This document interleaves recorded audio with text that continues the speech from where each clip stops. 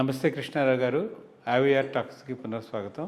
భారతదేశంకి స్వాతంత్రం వచ్చిన తర్వాత మనకి కొన్ని క్రిటికల్ ప్లేసెస్లో పెరినియల్ ప్రాబ్లం కింద ఒకటి వచ్చింది. ఒకటి ఏంటంటే మెయిన్గా ఏంటంటే ఆ డివైడ్ చేసినప్పుడు కాశ్మీర్ ప్రాంతం, భారతదేశంలో ఉండే భూభాగంలో ఉండే కాశ్మీర్ ప్రాంతము, పాక్ ఆక్యుపైడ్ కాశ్మీర్, ఇట్లా డిఫరెంట్గా చేశారు. అసలు పాకిస్తాన్లో విభజించింది కూడాను చాలా డిఫరెంట్గా ఇప్పుడు ప్రాబ్లమ్స్ అన్ని చూస్తున్నాం. బట్ మొదటి నుంచి అమెరికన్స్ ఒక విధంగా మనకి ఇచ్చే స్టేట్మెంట్ ఏంటంటే because of the terrorism and all that Pakistan ప్రేరేపిస్తున్న దాని మీద చూసుకుని as for Kashmir is concern భారతదేశంలో అంతర్భాగము కాశ్మీరు అని చెప్పి లేటెస్ట్గా యుఎస్ విదేశాంగ శాఖ మంత్రి వాళ్ళు కూడా దాన్ని ప్రకటన జరిగింది. ఇది ఒక విధంగా అంటే భారత్ స్టాండ్ని రీఇటరేట్ చేయడం అనేది ఒకటి అవుతుంది. ఇంకో విధంగా పాకిస్తాన్ కూడా వార్నింగ్ కింద ఒక మెసేజ్ అయితే ఇవ్వడం జరుగుతుంది. So statement of the foreign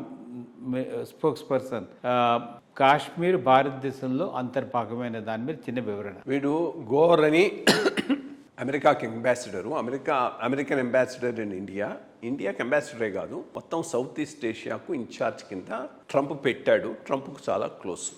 మామూలే అంబాసిడర్లు రాష్ట్రాలకు పోవటం, చీఫ్ మినిస్టర్లను కలవటం, వాళ్ళతో ఇంటరాక్ట్ కావటం అనేది ఎప్పటి నుంచో జరుగుతుంది, అన్ని చోట్ల జరుగుతుంది. ఇన్ఫ్యాక్ట్ ఈ గోరెం మొన్న ఈ మధ్య తమిళనాడుకు వచ్చి విజయ్ని కలిసి ఒక ట్వీట్ పెట్టాడు.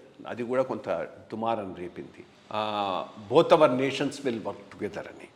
I mean, what does he mean when he says Tamil Nadu as a nation, part of Indian nation? So ridiculous, mischievous tweet అది. అతనే ఇప్పుడు కాశ్మీర్కి వెళ్ళి చూచి ఉమర్ అబ్దుల్లాతో మాట్లాడి రెండు ప్రధానమైనటువంటి ఇష్యూస్ మీద చెప్పాడు. ఒకటి, మేము ట్రావెల్ అడ్వైజరీని డౌన్గ్రేడ్ చేయబోతున్నాం అన్నారు.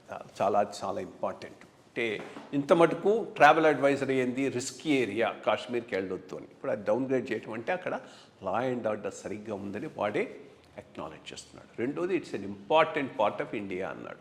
చాలా ఇంపార్టెంట్ పార్ట్. సో ఇది వెంటనే పాకిస్తాన్ కూడా దీని మీద ప్రొటెస్ట్ చేసింది.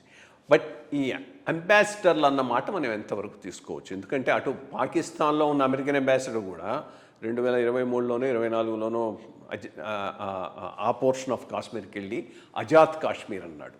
It represents the culture of Pakistan అని చెప్పాడు ఆ రోజు వాడు. బట్ ఇది ఈరోజు చెప్పడం మాత్రం కొంత బ్యాక్గ్రౌండ్ ఉండొచ్చు. ఒక్కటి అప్రిషియేట్ చేయాల్సింది, బీజేపీ 370 ప్రకరణను స్క్రాప్ చేసినప్పుడు ఎట్లా ఇవాల్వ్ అవుతుందో ఎవరో అనుకోలేదు. క్లాషెస్కు దారి తీయొచ్చు, మోర్ వైలెన్స్ అని అనుకున్నారు. కానీ అప్పటి నుంచి చాలా బాగా మేనేజ్ చేసి పీస్ఫుల్గా ఆల్మోస్ట్ 5-6 ఇయర్స్ మెయింటైన్ చేయగలిగారంటే goes to the credit of the government. దాంట్లో ఏమీ డౌట్ లేదు. అదొకటి అక్నాలెడ్జ్ చేస్తున్నది అమెరికా. అండ్ ఇమ్మీడియట్గా contrast you have a problem in Azad Kashmir. అక్కడ లాలెస్నెస్ పెరిగిపోయింది. సో అది ఒకటి దృష్టిలో పెట్టుకొని కూడా ఇది అని ఉండొచ్చు. ఇది మేజర్ షిఫ్ట్ ఇన్ అమెరికన్ థింకింగ్గా అయితే మంచిదే. మనకు ఓవరాల్గా కాశ్మీర్ ఇష్యూ కాకుండా పోయే అవకాశం ఉన్నది. ఆ బ్రాడర్ వ్యూలో కూడా Pakistan existence is also strategically మాకు అవసరం లేదని అనుకుంటున్నారా? అటువంటి ఒపీనియన్కి అమెరికా వచ్చిందంటే మంచిదే భారతదేశానికి. ఎందుకంటే బెలూచిస్తాన్ లాంటివి ఇమీడియట్గా సపరేట్ కంట్రీలు అయ్యేటటువంటి అవకాశం ఉంది. ఎదురుగేది మంచి స్టేట్మెంటు. చూద్దాం దీని నుంచి ఫర్దర్గా ఎట్లా వస్తుందో. ఎందుకంటే ఆ ట్రంప్ మోస్ట్ అన్ప్రిడిక్టబుల్ ఫెలో. వాడిని ఎట్లా మేనేజ్ చేయాలనో ఈ పాకిస్తానీ లీడర్స్కి అర్థమైపోయింది. అసీం మునీర్ వాళ్ళు ఊరుకోరు. వాడిని ఎక్కడనో ఒక చోట పట్టేస్తారు, వాడికి కావాల్సినవన్నీ చేసి పెడతారు. వాడేం చేస్తాడు, ఆఖరికి ఏ రకంగా మాట్లాడతాడో మనకు తెలియదు. దాని మీద ఓవరాల్ అమెరికన్ పాలసీ ఆధారపడి ఉండేటటువంటి అవకాశం. మంచి విషయం చెప్పారండి.